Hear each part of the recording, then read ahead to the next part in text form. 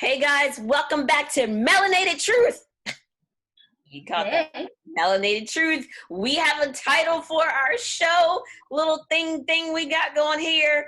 Of course, myself, Lavonda Handy, LMFT from Truth Center for Health and Healing, and Nicola Pierre Smith from Melanated Women's Health. Did you catch that? Lavonda, you're my hype person every Monday. I love it. Every Monday. We need that though. Yeah, Mondays are the starts of the week. You need the excitement rolling. Exactly. So if you guys didn't notice, our new channel title is a combination of both of our business names together. Nicola and I have known each other for a couple of years now, and it just worked out. You're my trainer. I was her trainer for fitness. Yeah. You know, I dabble in the athletics a little bit. Yeah, Lavonda was my fitness trainer in Philly. It was exciting times, but we should probably talk more about that in our next video if people are interested. But for today, we're going to stick to what we decided on. You know, it's in the title or the description that we're going to give you tips on how to find a therapist that's right for you. Yeah, definitely. I feel like that process is really hard for some people because you will simply go into Google and try to do this search, but like, what are you actually looking for when you're searching for a therapist, and how do we even begin that process? Yeah, and I know that especially for us, like in talking about melanated truth and then Black or person of color therapists, I have searched in Google before literally Black therapists, and the images aren't Black therapists showing up because ads. So we're giving you tips on how to find, and not necessarily that it's a Black therapist, but how to find that therapist that you think would be a good fit for you. So the first one to jump into it is like, what's bringing you to therapy? You want to figure out like what's a presenting issue or a problem or a thing that you want to work on. So yeah, so most people are probably showing up for, you know, some common themes that may be like anxiety, depression, maybe you need some couples counseling. So really like nailing it down to like what has you showing up, and looking for a therapist that identifies as maybe that's their specialty or their niche that they're working within. Yeah, and for 2020, there's telehealth is really blossomed this year, and really what that means is like doing therapy by video or by phone, but that's something else that you want to figure out. Are you someone that prefer to visit the therapist in an office, or do you want more flexibility? Maybe you have a long commute, or you find a therapist that you like, but you're not living in the same city. Telehealth may be good for you, so that's something to figure out. Do you want to go into an office, or are you comfortable meeting someone through telehealth? Yeah, I think, you know, before kind of 2020 happened, like maybe we didn't know that was even an option for us, right? Like it was potentially like, okay, you wanted to have a phone session and it was a thing like last minute, I need to cancel. Could we meet via phone? And now 2020 has presented us with this option that like, all right, we can't be in person, do like health and safety. So do you enjoy being on video chat? And I know we've spent a lot of time on video chat because our full-time jobs are now on video chat, but this also allows you to not have to leave your home and commute. Or what if you live in a rural area where the access to therapy isn't all that great because you're so far from everything else? So telehealth gives you a really great option. Yeah, and something to back up on, because a third tip is thinking about, well, how are you going to pay for therapy? It's not free, right? So there are different options that you have. Lavonda, I know that you offer like a sliding scale Yes. option. Do you want to talk about that a little bit? Yeah, so when you're doing your search, is looking for a therapist that potentially has a sliding scale option. Now, how therapists decide their sliding scale is very different. So you'll want to make sure that you get a clarification of how they do that. So for mine, it's like, what is your income? And you need proof of income that allows us to decide if you will be able to qualify for the sliding scale. So it's always important to ask. Yeah, and that's if you're paying by cash. Right. So if you don't have insurance and you're paying what we call out of pocket or private pay, therapists have many different fees. each person sets their own fee, and as Lavando is saying, setting their own sliding scale fee. So if you think that therapy may be a financial hardship for you, paying out of pocket or the full rate, you can ask. Doesn't hurt to ask the therapist, do they offer a sliding scale? Because really what that is, it's a discount, Right, right, basically, in therapy. right. Yeah. And if you're paying by your insurance, then you're going to want to ask if the person is in network with that insurance plan. And essentially that's just like any other provider that you would go to, right? Like Mhm. if you go to your website and you're looking for a doctor, your insurance is going to require someone to be in network. So then you have to do like a search to see if they're in network. But when you're calling for a therapist that potentially takes insurance, either the therapist will assist you to figure out if they're in network with you, or you can go ahead and call your insurance company with some information that the therapist can provide for you to make sure that they are as well. Okay, so far, you know that you want to start introducing therapy in your own care plan. You also know that you either want to be in an office or you want to be on video, and you've also figured out how to pay for therapy. Now, where do you find a therapist? We talk about some websites. Well, there are a couple different websites, right? So usually our first instinct now in 2020 is to go to Google, right? And we're searching, maybe we want a Black therapist or a therapist that manages anxiety, a therapist that works with couples. But there's actually specific directories that a potential client can go to use in order to find a therapist. So we have a few that even both Nicola and I are listed on. So Psychology Today, Inclusive Therapists, Mhm. um, Therapy for Black Girls. What's the other one? Goodtherapy.org. Yeah, and I'm also thinking Open Path Collective because that's another website that most of the therapists that are listed there, they offer a sliding scale, I think as low as $30, Yeah. if I'm not mistaken. So there are places and people who are trying to make therapy services really accessible for everyone. And the thing with inclusive therapists that I like is that they're allied with racial justice work. They're allied with the LGBTQ community. So there are really specific searches that you can do on that website to really find a therapist that's right for you. How about we show people how to use some of these directories? You down for that? Yes, I think Okay. that would be a good idea. So we have a visual for them. Yeah. Let me go ahead and share my screen. Bam. You see that? Mm-hmm. Awesome. So here we have inclusivetherapist.com. And it's actually really simple to search, right? You want a therapist that is potentially close to you. And so that's usually what most people do first. They put in their zip code and they go right from there. So let's go ahead. What's the zip code that your clients may potentially search for you at, Nicola? Let's do a Philly zip code. Okay. Let's do 19128. 128, Philadelphia.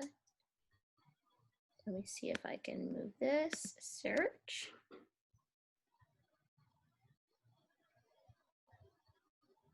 And bam. See there, and I love the options that they have here. So of course they're coming out with people that are listed.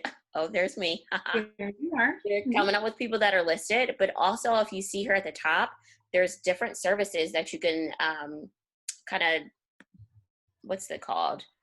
Filter. Select. Yeah, you can filter through to see like, okay, does this person specialize in family therapy, group therapy, low cost, nonprofit, medication management? Let's select a bunch of those and see. Yeah. Let's walk you through. All right, so let's go ahead for individual therapy. Any specialties? Let's see. Let's go with trauma. Okay. Scrolling, scrolling, scrolling, scrolling, scrolling. Luckily, we know the alphabet and it shows it here for me. All right, trauma, apply. All right, here we go. And bam, look, here's some more. So you can also find like not just, counselors or regular counselors if you need psychiatrists who do like more medication management. There's different things that you can find here And you know what I've noticed here, Nicola? It has expanded our search, not just for Pennsylvania. Oh, So, but that we can go talk into that a little bit further too, because there might be a reason for this. Because when we start talking about licensure and how that kind of like shows up later, but I think that's a good start for us to see. Like, it's really as simple as just throwing in your zip code in order to search for a therapist within some of these directories. yeah. All right, I'm gonna stop sharing. But that definitely does bring me to the thought of like, okay, if I found one that's close to me, but maybe I do go onto this website and it gives me someone that's not even in my state. Can I see a therapist not in my state? Like, how does that even work? So the answer is yes and no. Oh, So the answer is yes and no. So if you found myself, or are you licensed in other states, Lavanda? I am not licensed in other states. So if you found Lavanda, right, you could only work with us if you're located in Pennsylvania, because that's the only state that we're licensed in. But you may potentially find another therapist with your license in other states. So telehealth could be an option if you live in one state and they're in another one and they are licensed in both. So that's a question that you really want to ask. You know, I've got people reaching out to me from California, and it's not something that we can do. And it's not that we don't want to work with you, it's that it's the law, and we Right. want to ensure that our licenses are protected. Right. It's not personal. We're just like any Yeah, other medical provider. Doctors can't practice in other states unless they're on the board. And even so simple as like teaching, you can't teach in other states unless you're like certified to teach in that state. right. So we have like some liabilities and laws that we need to follow too. So you just want to make sure that when you're looking for a therapist, that their therapist is licensed in your state. Yeah. And the license, not I don't think many clients pay attention to this, but just to give some information on what that is. So if you've ever paid attention to Lavanda's name, I have LPC at the end, and Lavanda has LMFT, and that's referring to the license designation. So Lavanda, you're a licensed marriage and family therapist, right? Yep. Did I say that Yep. right? And I'm a licensed professional counselor. What's the difference? Well, you can talk about yours Yeah. because I don't know what the requirements are to get that designation, but I definitely know what they are for the LPC. Yeah. So I actually think some of the requirements are similar, but I think what's different is the kind of the modality and the methods of treatment that we look for, right? So for a marriage and family therapist, our minds are thinking systematically. So we're always looking to improve interpersonal relationships. And it's kind of like this examination of your past and then how it is showing up in your present, right? So using things like your family relationships that you grew up with and relationships that you're having in the present, and really being able to sit with those things and explore some patterns that are existing within those families and different things that you learned. Yeah. What's your degree, Lavanda? So it's in clinical counseling, but people can have a degree in marriage and family therapy specifically. Okay. Okay. Yeah, so the LPC can have a counseling or degree or a degree in psychology, and it's really looking at the presenting issue or thing that's bringing someone to therapy as more scientific or as a science and a behavioral change that needs to happen, so less systemic, which depending on the LPC that you have, if they went to a very great program, they have some balance and some appreciation for the systems that Mhm. can impact behavior and psychological issues. Yeah, I think they definitely can overlap. I think different things have more focus sometimes. Yeah. So yeah, but they're also really useful. And I know there is also an LCSW, which is licensed Clinical social worker. clinical social worker. Yeah. Are you as familiar with them? So I'm not as familiar, so I definitely do not want to misspeak, but I know from all the information that I've received from colleagues who have the LCSW is that they had to actively seek out more courses or more training in psychology and counseling because that wasn't as heavy in their program because they're focused more on like policy Right. and societal changes. Right. Yeah, I have some. And then people also have like, do you need a doctor, right? Like some people have PsyDs, Or PhDs, PhDs. and then like psychiatrists which then goes to the people that have the PsyDs and the PhDs are more like assessments. So if you're looking for evaluations on certain mental health issues, these people will do more an extensive evaluation than maybe your LPC or your LMFT, who are also still qualified to diagnose. But I know the PsyDs and the doctors of the group do more extensive evaluations on patients. Yeah, they have an additional, if you think about it this way, they have an additional 5 years of education in the field for the PsyD that's more heavily focused again on like clinical and counseling and psychological principles and assessments and evaluations, whereas the PhDs, those are more research Mhm. centered degrees. And again, people who are practicing at the master's level, they are using training that's based on the research, Yep. right? So it's a combination of all the skills that we're using, whether it's at the master's level or the PhD PsyD level. It's something to differentiate though, because medication management did come down in that drop down menu.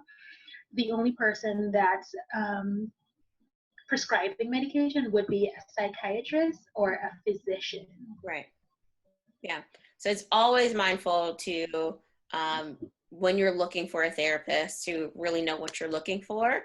And I hope you guys can use some of the tips today that we brought to you, to find a therapist that matches your needs. Yeah, thanks for watching.